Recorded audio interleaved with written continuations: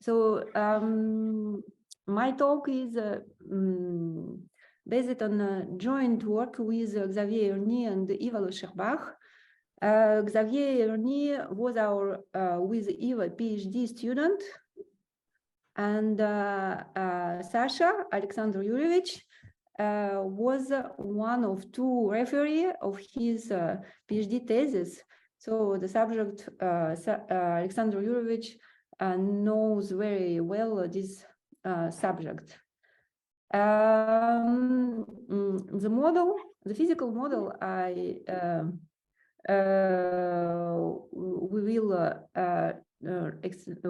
we will study is the network of n interacting neurons, and each of neurons is described by its membrane potential. So x I t is the membrane potential of neuron I at the time t. When the time goes on, each neuron spikes.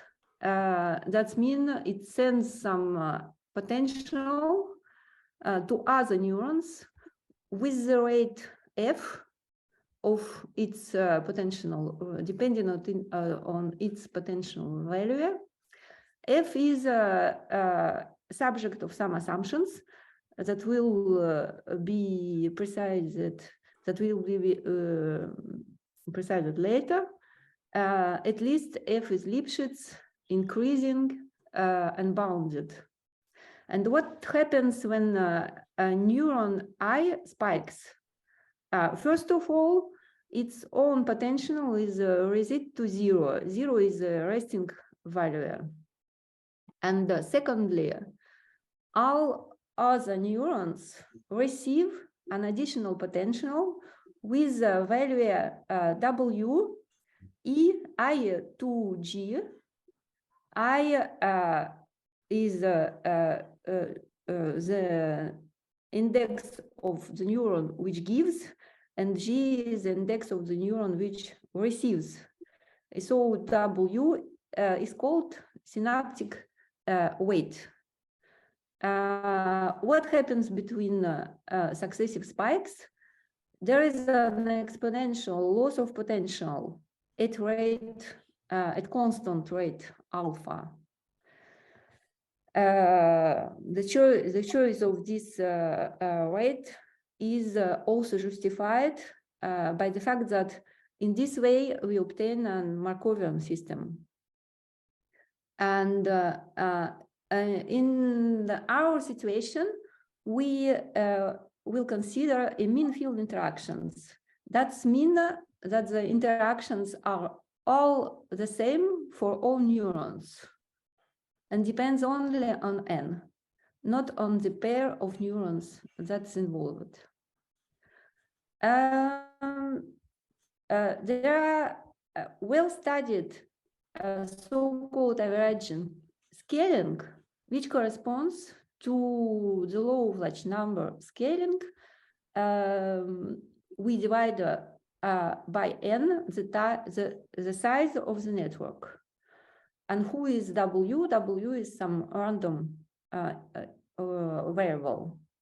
So if we describe the dynamic of the network in terms of stochastic differential equation, it will be such a kind of system driven by a system of IID Poisson random measures. This term represents the big jumps. It represents what happens when a neuron I spikes. When neuron I spikes, its value is reset to zero, because this is the amplitude of the spike.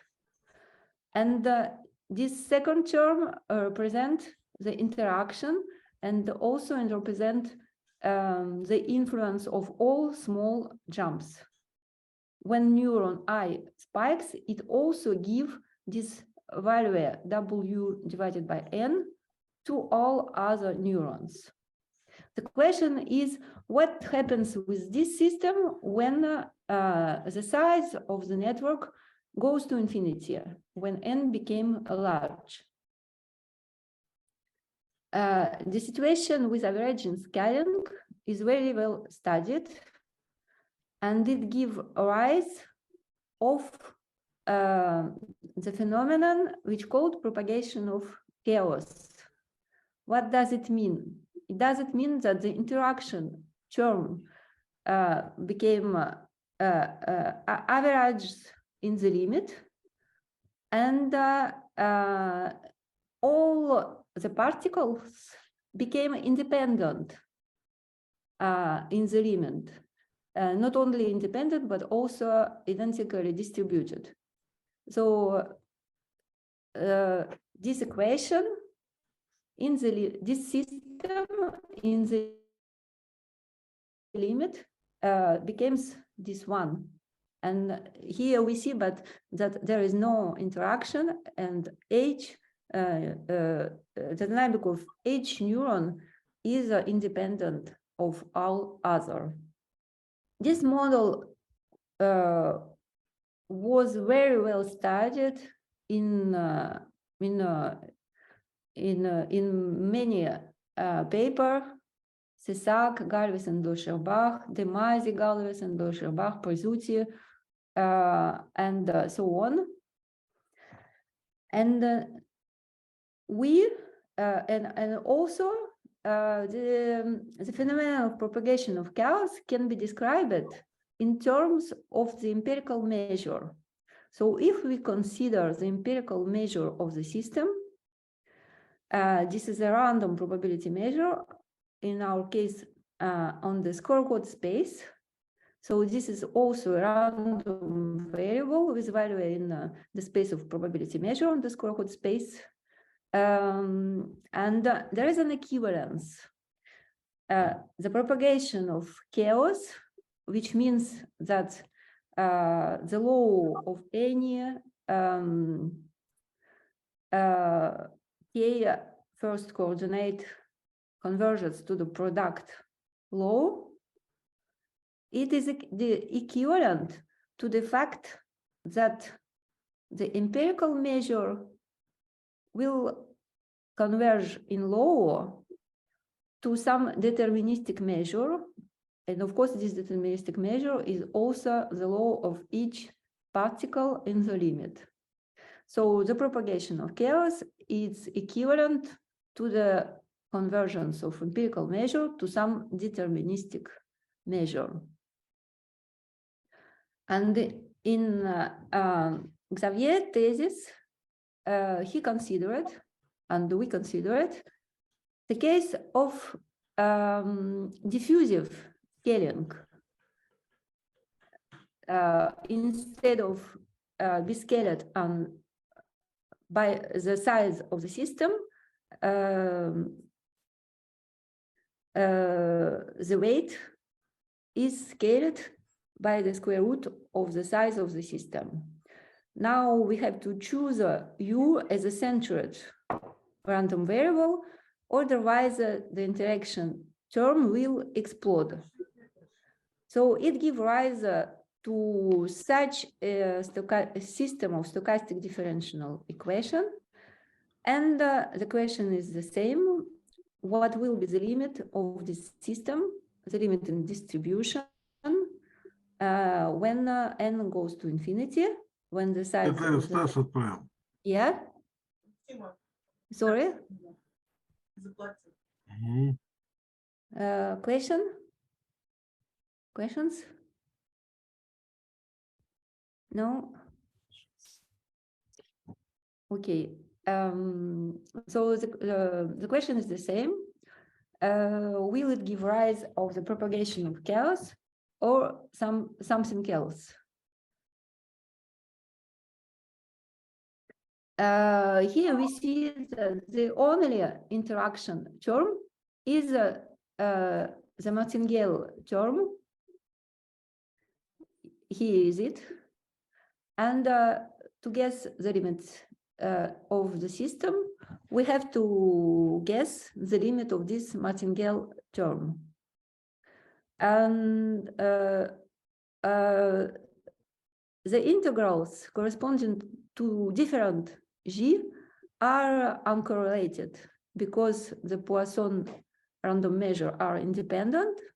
So if we look at the quadratic variation of this martingale, it will be given by just the integral of the expectation of the empirical measure of the system at the function f. Why? Because, of course, the compensation formula, when we integrate h of Poisson random measure, that means that we have to integrate with respect to the compensator, and the compensator is ds d z du. So it's exactly the integral of the expectation of the empirical measure at the point f, and we expect it converges, and we have here to study the limit of the empirical measure of the finite system. So if we look at this limit, it suggests that the limit martingale will be of the formula the integral of the square root of the limit empirical measure against the Brownian motion, the standard Brownian motion. This Brownian motion is created by the central limit theorem. It's created by the independent Poisson random measure, and it represents the common noise of the limit system. So the limit system should be an infinite exchangeable system of this form. What we can see is that the equation are not independent, the coordinates are not independent because of this term of common noise.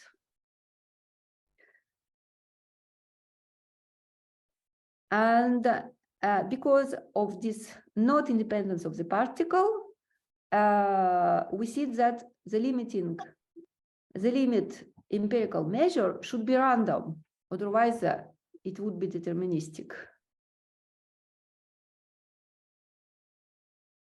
And it also should be, at least in law, a limit the same as the limit of empirical measure of the limit system. So what would be the limit system? The Hewitt-Savage theorem say us that any infinite exchangeable system is a mixture of IIDs, and the directing measure is the limit of empirical measure. So in our case, the law of the limit system is the mixture directed by the limit empirical measure of this system. So it is of this form. Q here is the law of the random directing measure mu. Mu t is his marginal.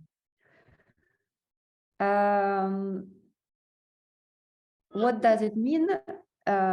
Just explain again. A question? No. What does it mean, a mixture? No, so the theorem of Hewitt-Savage, what do we know at this point is that the infinite system is exchangeable, and any exchangeable system is a mixture. Any infinite exchangeable sequence is a mixture of IID, and the directed measure is a limit empirical measure. So the law of the limit system is necessarily of this form. And that if you look at this form of the law, it's mean also that conditionally on the directing measure, the coordinates are independent and of with the law mu. Conditionally on mu, where mu is the directed measure, the coordinates are independent and follow the law mu. So when we condition on mu, this system, we should obtain the independence. That suggests that mu should be measurable with respect to the with respect to the W, with respect to the sigma algebra generated by the Brownian motion. So it suggests that the Brownian motion is the only common noise in the limit system. And the limit empirical measure, who is also the directing measure of the infinite system, is of this form, of the form of this conditional expectation. In this paper, we show indeed that the limit system is given by this equation, where the Brownian motion is the only common noise for all limit equation. What is this equation? This is a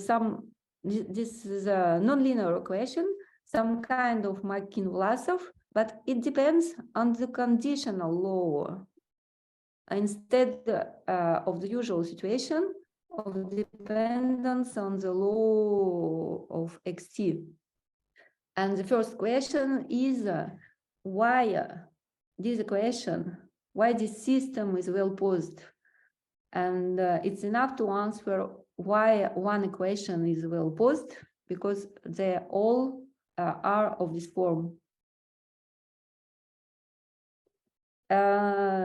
Let's just point out that the idea of common noise is not new. There is a lot of paper and a lot of work, in particular of Carmona de la Rue, where the common noise is present. But in all these works, the common noise is already present at the level of the finite system. So it is present from the beginning. But in our work, this common Brownian motion appears only in the limit, and it is created by the small centered jumps of independent Poisson measure. So let us discuss the well-posedness of the limit equation. I wrote it here again. See what is it?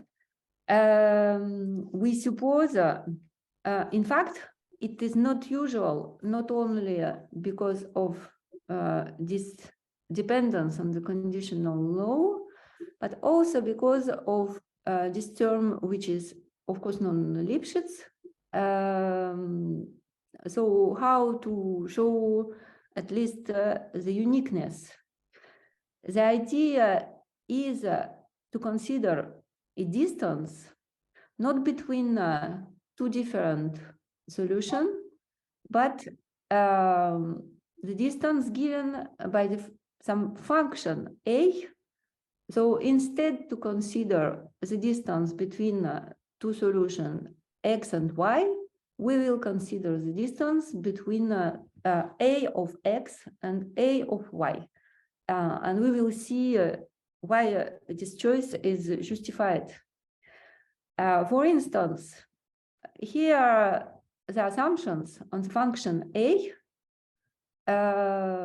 It should be twice differentiable, bounded, and all these second derivative, first derivative, and also x times first derivative should be Lipschitz, and also f should be a Lipschitz. Should be a Lipschitz. In particular, f is Lipschitz because a is Lipschitz itself. And for example, we can take a equal to f and equal to some arctangent function or some linear transform of this function. You can check it works. We also can give more general examples. And so under these assumptions and the existence of the function a, we can show the well-positiveness of such an equation where this term is a conditional expectation. So how does it work? How does it work? When we consider the difference between A evaluated in two respective solutions driven by the same Poisson random measure and the same Brownian motion, by Ito formula, we have all this development where the first three term corresponds to the continuous part, of course, bounded variation term for the first line, martingale term for the second line, and three last lines corresponds to jumps.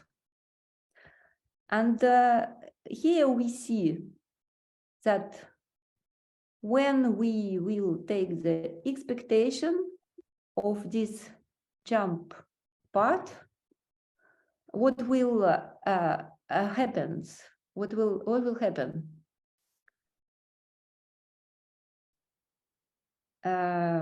What will happen?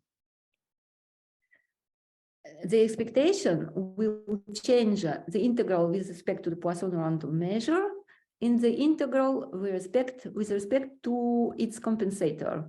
So here we should write ds dz instead of p when we take the expectation.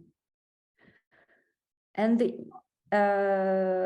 then we have to integrate with respect to dz, which will make appear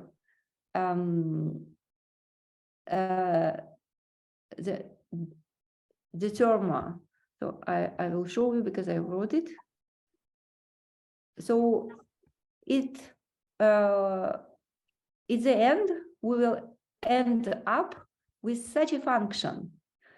And if it is the distance between two solutions and not between A evaluated and H of solution, it will give us an unbounded term x multiplied by this norm, or x multiplied by the difference between f at x and f at y. So that's why we consider the function a to handle the jumps, big and small jumps. Otherwise, the compensator of jumps will give us the unbounded terms. Also, the second difficulty is that the jumps, we have to work with jumps term in L1 norm and with Brownian motion in L2 norm. And the idea how to do in this case, was already given in the work of Carl Graham. So what we do, we consider the supremum of the difference of A and two solutions, the supremum on the interval. And in such a way, we can handle the Brownian part and the jump part. My time goes on, so I will maybe just show you how we show the convergence. So what we need to show using the equivalence between the convergence of exchangeable system and the convergence of the directing measure. What we have to show is the empirical measure of the finite system convergence in law to the directing measure of the limit system, which is the conditional law of one coordinate conditionally to the Brownian motion. And the proof of it is more or less classical for the tightness, but we have to formulate a new martingale problem. This martingale problem is designed to be verified by the limit problem. And since the law of the limit problem is the mixture, we have to formulate our martingale problem in the space of measure for the directing random measure and the trajectory. The couple of trajectory, since the system is exchangeable, it's enough to consider a couple of trajectory. So the martingale problem is formulated in this way, and the generator is designed exactly for the limit system. So what we can to show is the uniqueness of solution of this martingale problem, and that all possible limit of finite of the empirical measure of the finite system solve this martingale problem.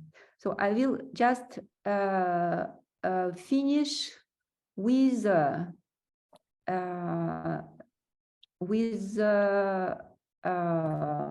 bibliography. So this talk is based on which one? On this work with together with Xavier and Eva, and it was a part of a series of 4 work on the similar subject. Thank you for your attention.